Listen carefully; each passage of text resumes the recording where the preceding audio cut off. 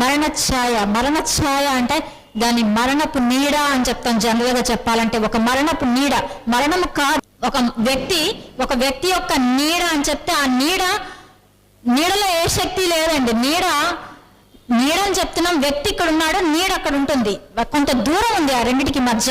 మరణపు ఛాయ అంటే ఈ వ్యక్తులు మరణం ఇంకా రాలేదు, అంటే నిత్య మరణం ఇంకా పొందలేదు, కానీ ఆ మరణపు ఛాయ, వాళ్ళు మరణాన్ని పొందే అవకాశంలో ఉన్నారు, నిత్య మరణాన్ని పొందే స్థితిలో ఉన్నారు. ఆ నీడ వాళ్ళ మీద ఉంది.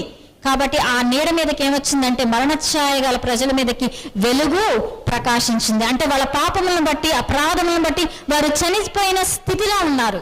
వాళ్ళైతే మరణం కాలేదు, కానీ వారి జీవితాలు ఎలా ఉన్నాయంటే చచ్చిన వారితో సమానముగా ఉన్నాయి, మరణించిన స్థితిలో ఉన్నారు, ఆధ్యాత్మికమైనటువంటి మరణంలో ఉన్నారు. అది మరణపు ఛాయ.